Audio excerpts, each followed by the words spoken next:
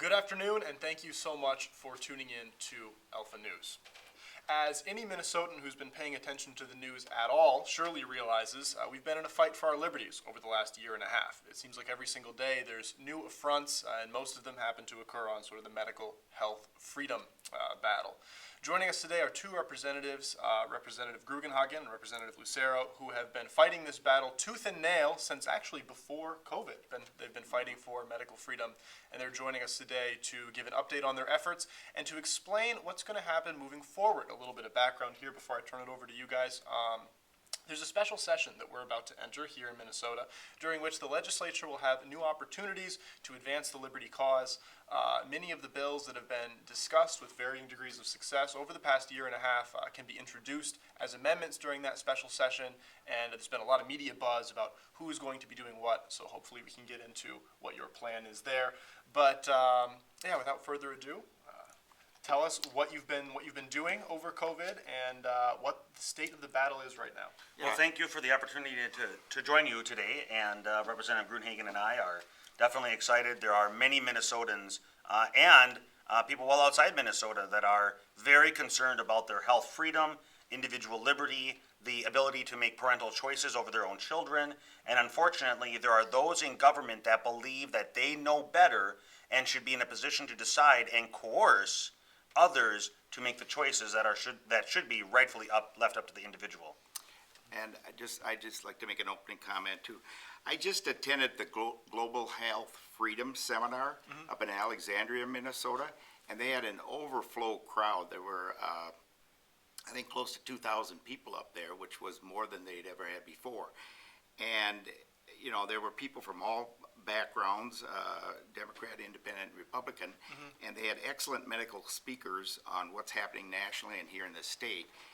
And it's information that needs to be shared with the public, and I think we have an opportunity here to talk about some of the bills we've introduced that'll address some of those concerns. Yeah, right off the bat, I know that we discussed these bills a little bit before we went live. They're very interesting. You have, I think, 8 of them. You have 4 of them. Other representatives have even more. Give us a rundown of what this legislation seeks to accomplish, sort of what's on the table. Sure, absolutely. Well, as I mentioned, medical freedom, informed consent is something that has been popular and important not just in the last weeks or months in the COVID era, but as something that has been under attack for many, many years now. And as I'm presently in my 4th term as state representative, and the cause of medical freedom and informed consent is something I've been fighting for years. And what does that fight look like previously? I mean, what sort of affronts to medical liberty exist? Totally. Well, the first and foremost is knowing what the ingredients are and the risk associated with any and all vaccinations. And so what informed consent means is to be informed, and that the whoever is doing the administering of the vaccination, that they inform the person up front of the risks associated and the ingredients. Because if you recall, a couple years ago, the University of Minnesota was involved with, and there were others, that vaccinations contained aborted fetal tissue. And that was, again, that's something that goes back, 3, 4, 5 years now. And so that's just one example of what's been under attack and why informed consent is very important. And so, as you referenced, I have 8 bills just in 2021. Wow. But that doesn't even count the stuff that I've introduced in past years. And I know Representative Gruenhagen has 4 bills just this year alone. And you've been in the legislature longer than I have, and his goes back many more years. But just a brief rundown of what I've got just this year alone. I introduced a bill back in January of this year that seeks to add a religious exemption to being required for any vaccination. Because as we know, individual liberty must prevail, and a person's religious liberty is certainly incredibly important. At the time, we were under the state of emergency, peacetime emergency, and so I introduced a bill back in April that said that the governor, the one who had a history of abusing his executive power, cannot use a peacetime emergency as an excuse to force people to have a vaccination. So I introduced a bill. That was fairly forward-thinking. Yeah, exactly. Because we know that Governor Walz and any others that seek to abuse power are, who knows what they'll imagine down the road. Right. Yeah, that's the difficulty in this fight, is that our position is static. We need liberty, the people's rights need to be secured, but their position shifts with the day. There's always new methods they're coming up with to oppress people. Exactly. So we have to think, well, how are those that are opposed to individual liberty and freedom, how are they going to convolute and flat out abuse or ignore the Constitution to abuse people? House File 1244 seeks to add a vaccination status as a human right. We know that we can't discriminate on other things like sex, religion, age, and others. And I want to add vaccination status. So whether you're vaccinated or not, the government or any other is not permitted to discriminate based on that. When was that one introduced? Oh, this one was introduced back in April as well. Excellent. April of 2021. And this actually was a carryover. Several of these were carryovers from the previous session because we're in a 2-year legislative cycle, which started January of 2021. So many of these had, I actually wrote these in the previous year. Gosh, And I never would have imagined at the beginning of all this that these would be 2-session issues. We've been dealing with this for so long. Unfortunately, totally. Here's 2145. This is again related to consent. Consent is required before a vaccination is given. Vaccine passports. That's something we've heard a lot about, and that a person should not be required to disclose their private, personal medical information as a condition to engage in commerce. And so what House File 2530, I introduced this on April 17th, but again, I introduced this in the previous session, which would have had a different House File number. But this term, it's 2530, that a person and government are prohibited from requiring vaccine passports for anybody to engage in commerce. And then must provide, again, I was mentioning the ingredients and the risks. I have this one is House File 2627, which was introduced in May, and this seeks to require that medical professionals that are administering vaccinations, again, inform those who are going to receive the vaccination upfront as to the risks and in the ingredients of them before they're administered. And that one's especially salient because we're hearing reports here at Alpha News of different informational packets that are normally included with vaccines being omitted from the COVID vaccine. There's just not the same amount of informed consent there because it's not legally required in many jurisdictions. Very disturbing stuff. Absolutely. Representative Gruenhagen, tell us about your 4 bills, because I know that you've been fighting this fight for a long time as well. I think you mentioned that you've been concerned with medical freedom since 2014. Yeah, not only in the area of vaccines, but in healthcare reform in general, to free people up from minimal networks and also pre-authorization. So I've introduced some reforms in those particular areas too. But today I want to concentrate on the vaccination issue. I've introduced 4 bills. One of the first bills I introduced was in March of 2021. It was a vaccine bill of rights. This came from a medical doctor group that had, and it's pretty comprehensive. It covers a lot of things that Representative Lucero has already talked about. And so that was introduced in March of 2021. The next one was vaccine ingredient disclosure. And it's similar to Representative Lucero's. I've introduced that probably 3-4 times for the last 5 or 6 years. Wow. I've been on the HHS committee, and while I was there, this vaccination controversy has come up. And one of the key parts of the controversy, there's really 3, is the ingredients. People want to know what the ingredients is. Like Representative Lucero said, there's the statement that there's fetal tissue in these vaccines. Now, some people deny that. Others don't. But having the ingredients list would put it to bed. Exactly. This whole controversy about misinformation about vaccines wouldn't exist if we just had transparency. And that's my point. Whether you're pro-vaccine or you have strong concerns or you're against vaccines, there's 3 things if we address, and I've sat in meetings with medical experts from both sides, with the Department of Health, with parents on both sides, over the years, not just recently. This was prior to Mr. Biden's so-called mandate that he's trying to push unconstitutionally, by the way. Right. But what I'd like to say about the ingredients bill is this. Basically, it comes down to this, is if you disclose the ingredients, I think it would lower the temperature of this debate quite a bit, because people would be able to see both sides of the issue. Right. Now, to go on further on that, we had 3 Somalia parents testify at the HHS, and their children had autism. developed autism after they were born. They were perfectly healthy at birth, but then they developed autism later. And the interesting thing, I did a radio interview with one of the parents of Somalia parents on an intercity radio program. And the interesting thing she told me is that in Somalia, in their language, they do not even have a word for autism because it doesn't exist. Not until they came over here to the United States. So now, we can debate whether vaccinations are a part of that or not, but obviously they believe there's a strong indication. And so that's number one, is the ingredients. Number two that would lower the temperature on this discussion is if you didn't give children so many vaccinations at one time. You have medical experts that say the number of vaccinations given at one time can overwhelm the immune system of a child. And that's where you bring negative consequences. So ingredients, the number of vaccines at one time.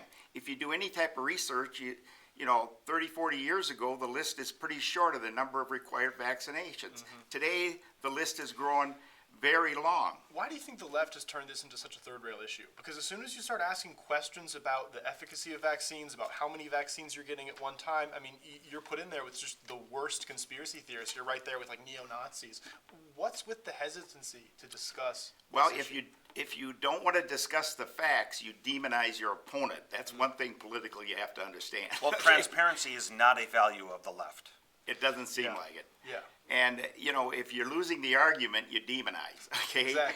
And that's one of the first red flags people need to understand, is that when you see a group in politics demonizing their opponents rather than dealing with the arguments, you know they don't have the facts behind them. But what's the old phrase? Why are you raising your voice when you should be reinforcing your argument? Argument, yeah, that's a good one.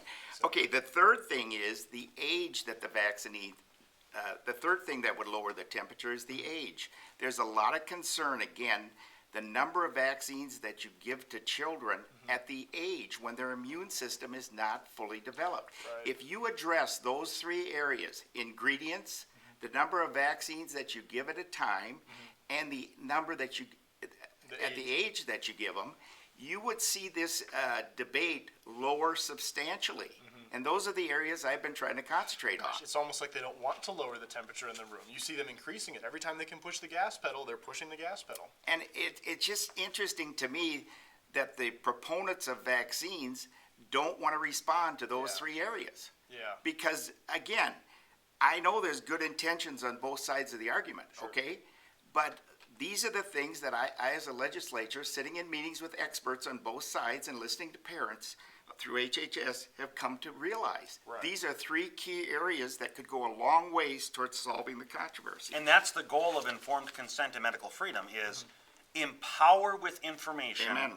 And then empower with the ability to choose once they're informed.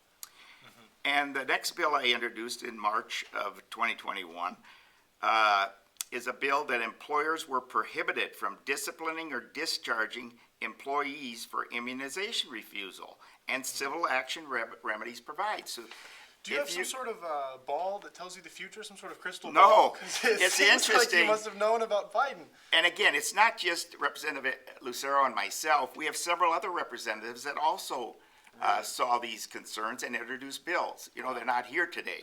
But to say that, you know, there's been allegations that Republicans have not been doing anything. Well, we have been doing things a lot. We've been fighting on this, and we want to get the word out about that. And when you hear individuals or organizations claim that, you know, all Republicans except for one or something like that are the only ones doing anything, that's completely false. There's a whole host of Representative Lucero has been doing it several years. I've been doing it way back as far as 2013, I think I introduced the first bill. That's off the top of my head, especially on this vaccine ingredient. And I've been working on this constantly. But when you're in the minority in the House and you only have the Senate with a slim majority, and you have a Democratic governor who doesn't seem to be supportive of these things, it's very difficult to get things through. Well, and that's a very fair comment, because I get remarks from people, well, Eric, why, if you've been working on these things, you know, why haven't you been able to pass anything into law? Well, my entire time in office, again, I'm in my fourth term. My entire time in office, we've had a Democrat governor. It was Governor Dayton, and now it's Governor Walz, right? And then in my first my first years in office, we had a Democrat-controlled Senate. And so there's always been this combination, and we know, as we've established here, Democrats, progressives, leftists are not interested in transparency and empowering people to make their own choices. And so there's been roadblocks preventing the passage of these very good ideas. And as I'm listening to Representative Gruenhagen describe some of his bills, and we've had others. Representative Mary Franzen is a champion on medical freedom, informed consent. I know Representative Albright has offered amendments on this topic, and I know Representative Peggy Scott has offered amendments, and many others. But you know what we're seeing here is, while there are definitely differences in the specific verbiage of the bills, there's a lot of overlap, because we as Republicans have been fighting for people before they may have even known what medical freedom and informed consent was. It sounds like the bottom line here is that you guys have been pushing this for a long time, and that the Republican Party is fairly unified behind this cause. Absolutely. Is there any major divides in the party? Like, is there a large coalition of Republicans that don't support this legislation? No, not that we're aware of. In fact, we basically, the principles that Representative Lucero articulated has created a lot of unity in the Republican Party. I can't say I remember any Democrats voting for any of the amendments or bills when they had a chance. Nor do I remember any Republicans voting no. So Yep. I listed some of these bills. Sure. Earlier in the year, I converted some of these very bills, like the vaccine passport bill, HF 2530, to an amendment, or there were several amendments, and we offered those to bills, and every single Republican voted in favor. That was earlier this year. Wow. I mean, that's pretty broad consensus, because we have a lot of Republicans in this state. There's a lot of differences, especially between some of the rural and the urban Republicans. But to see that kind of consensus on this stuff is really remarkable.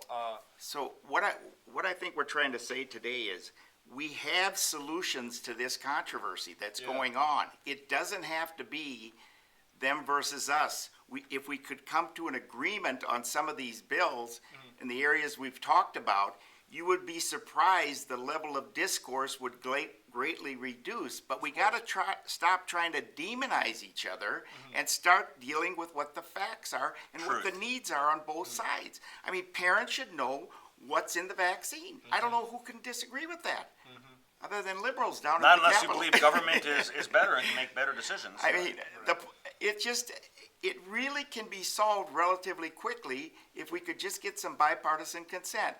Personally, I think there are some Democrats that probably would support this, but again, Iron Range types? or other outstate, and maybe even some in the metro. But their leadership has to give them the green light to be able to vote their conviction, and that's unfortunately what happens down there sometimes. Leadership can pull levers of not letting your bills come forward. They can pull levers in terms of the committee you're on, so they can make your life miserable if you step too far out of line. And that's not to say they never give them any type of freedom, okay? Right. But we can solve these problems of controversy. It doesn't have to be this Constant friction. constant, it's not just frictions, it's where you're almost demonizing each other. Yeah. Hostility. That can be tremendously lowered if we just address some of these areas. You know what that would be? Productive.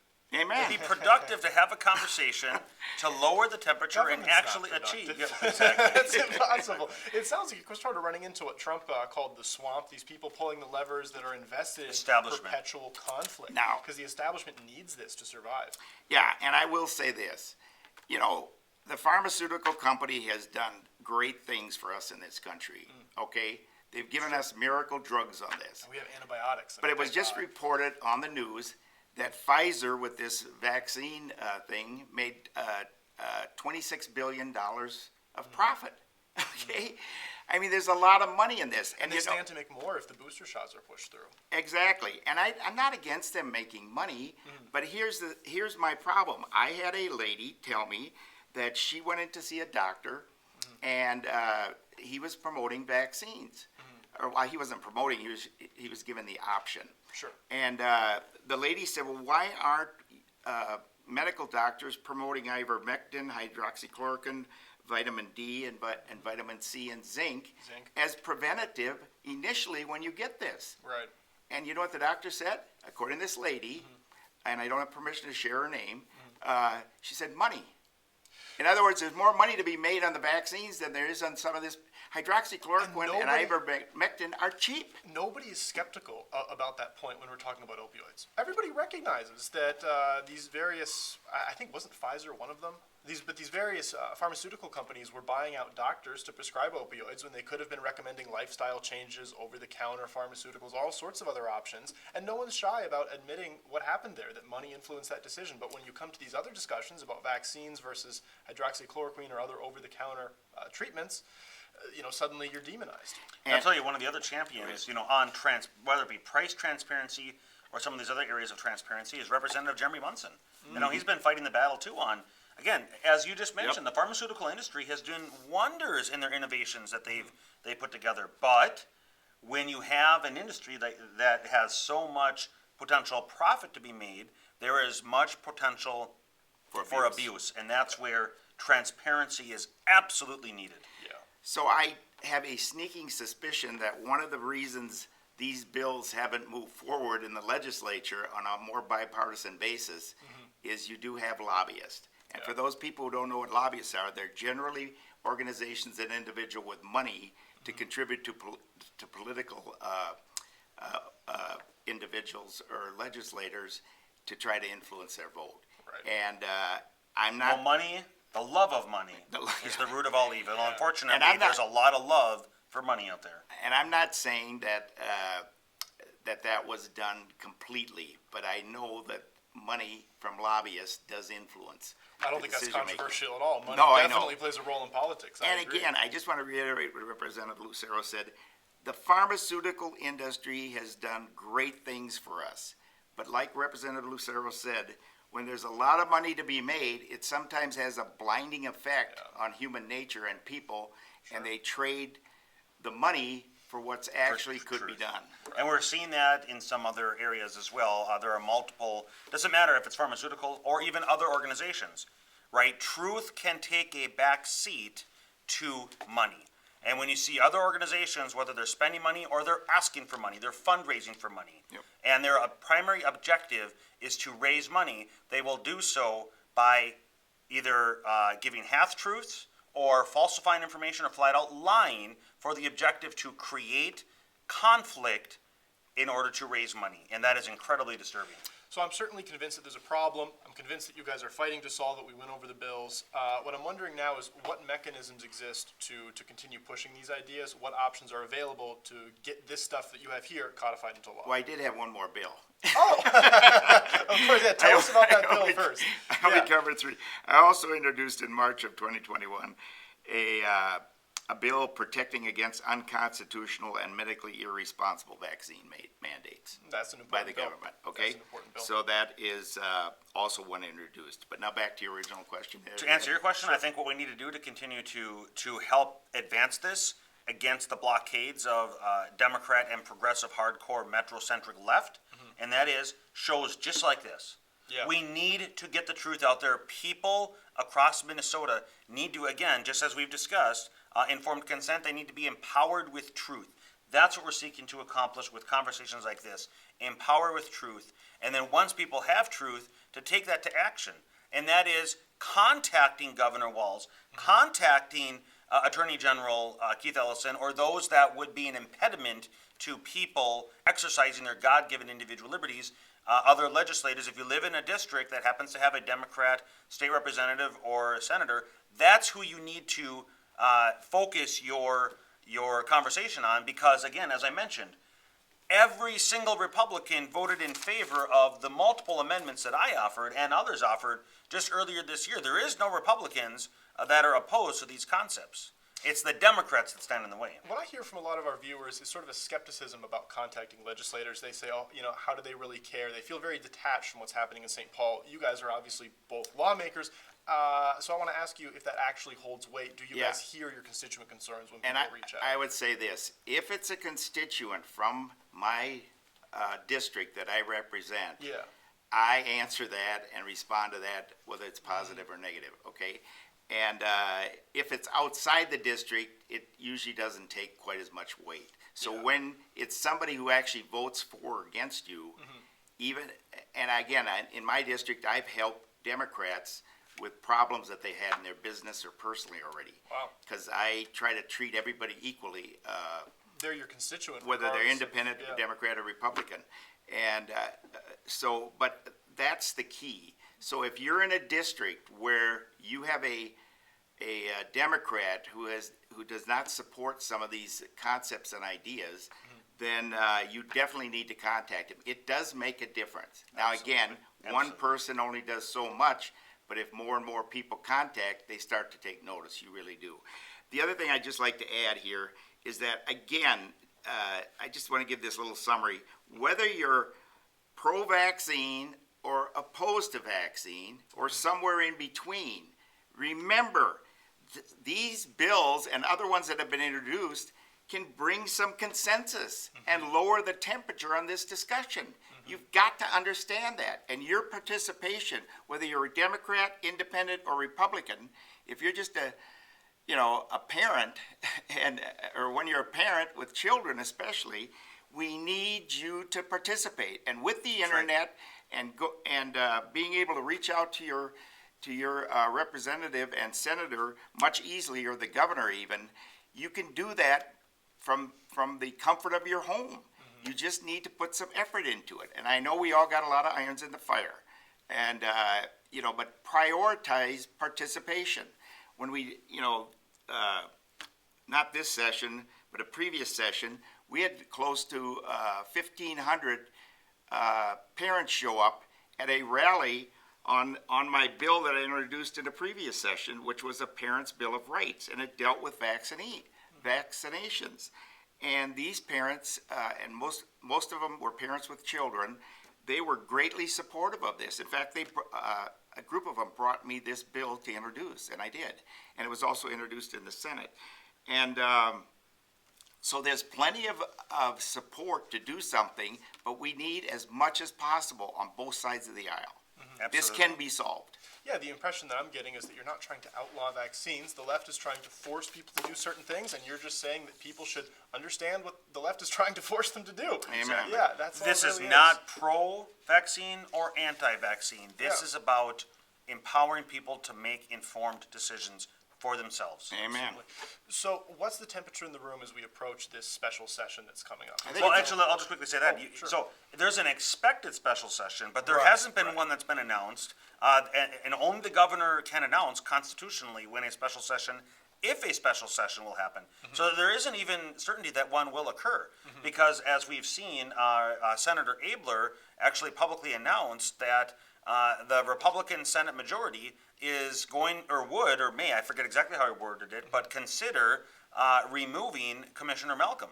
And so that's the reason why Governor Walz Walz isn't has gonna not. like that. Yeah, exactly. Right. Yeah, So, if they didn't put an exemption for on- vaccine passports. For vaccine passports. Okay. And, Exactly. and for terminating people for, Employers. yeah. Employers. Because coercion is not consent. Not Right. to get too far off the weeds on this, but if you wanted the special session, couldn't you just drop the threat to get rid of Malcolm and then the special session would proceed? yeah, and then nothing would be done on this. Good point. Good point. Good See, point. the bill is about a bonus for frontline workers that dealt with COVID. Right. We would be bringing amendments, either in the Senate or the House, to address the mandated vaccine issue as far as employers or passports or whatever. So we want agreement from the governor that he would be willing to accept Accept that. those. In return to not fire his commissioner. Right. But again, to be fair, that's not our decision No. because we're not in the Senate. That's Right, the Republican right. Senate decision. How are these conversations taking place? Because this has become sort of a hot button issue in Minnesota. People say that ahead of the session, these planning conversations constitute a collusion or coercion. So where are these conversations happening? Who's orchestrating them? How does this all go down? There's a work group right now, and I don't know who the members are of the work group, but there's both members of Democrat, Republicans in both the House and the Senate, and they're meeting. I think they're open meeting, right? They're meeting openly. So there's a work group that takes place, and I don't know how often they meet, but On the once a bonus week. plan. Yeah, once a week or how, maybe there isn't a defined fixed time, but they are meeting and it's all open. And I think they're close to an agreement, it sounds like. So if just sort of a generic rank and file Republican lawmakers want to weigh into that discussion, is party leadership sort of receptive to that? Can you guys actually influence that working We group? can give our opinions, yeah. We can absolutely give our opinion, and then when whatever their product is, their work product that comes out of this work group, Right. that still has to go to the full body of each the House and the Senate, and that's where we would have an opportunity to offer amendments such as what I'm preparing to do is, and I know Representative Gruenhagen, Franzen, Peggy Scott, and others are going to be taking some of their, and our bills, converting them to amendments, as we've already done in the past, and allow Democrats to either rule them out of order because they're afraid to take a vote, or actually do what the people expect, and then to vote on amendments. And if you don't agree with the amendments, Democrats, vote them down. And we But want- don't hide behind some parliamentary procedure to rule them out of order. And we want a recorded vote, so people can actually see, Exactly. not just a voice vote, but a recorded vote. Where Exactly. people have to push a button, red or green, and that way everyone knows where they took a position Well, on these. And actually, that's a very fair point, because my statement earlier that every Republican voted in favor, technically, the Democrats ruled the amendment out of order. So I made a motion to appeal the ruling of the chair and then ask for roll call vote. So the vote that was taken technically wasn't on the amendment because the Democrats prevented the vote. It was Right. to override the speaker's parliamentarian decision.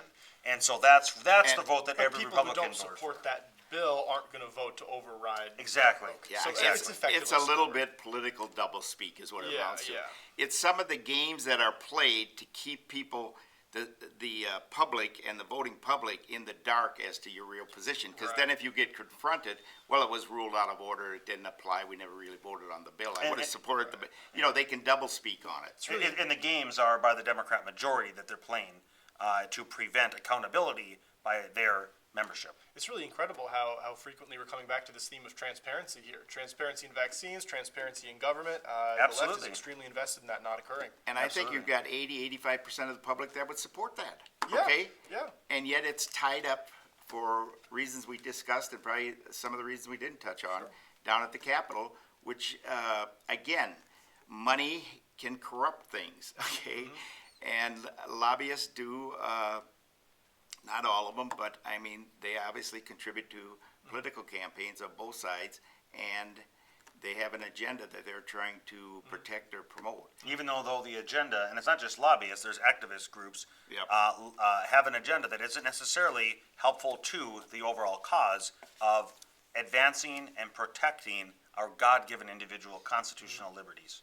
Amen. Well, I am so appreciative of you Yeah. taking the time to meet with us. Of course. Yeah, I have thank you. one final question for you here. Let's say the special session doesn't occur or it's unsuccessful. What does the future of the health freedom fight look like? Are you going to keep introducing these bills? Well, we're in the 2-year cycle, and so this is 2021 is the first of the 2 years. Next year, so even if a special session isn't called, we come back into regular session January 30th of next year. Excellent. And then, so we'll be in session for February, March, April, and then 3/4 of May or so. Yeah, when you introduce a bill in the first year of the biennium, the 2-year cycle, it stays introduced for the full 2 years. So these are already introduced So for there next year. is a future of the fight. And the reason I'm Yes. asking this is because a lot of our viewers, they feel very discouraged. They think that Yeah. we're running out of options, and I understand why it could feel that way, but it's important to recognize that, we've got people in St. Paul pushing the fight, and we appreciate you guys coming in today to And I tell us would about give them that. one note of encouragement nationally. Sure. There's almost half the states, almost 25 states that are going to file a class action lawsuit against the Biden rule of mandated vaccines the moment he signs it. And they're going to file it in a way to try to expedite it to the U.S. Supreme Court. Excellent. I think it's 23 or 24 states. I have the article back at my office. But unfortunately, Keith Ellison, Attorney General for Minnesota, is not one of them. No, Yeah, Minnesota no has surprise not. there. Yeah, we're an outlier again. Yeah. And again, it just, why this one-size-fits-all mandate when we have states' rights and we have local control in many cases? Plus, most politicians are not doctors.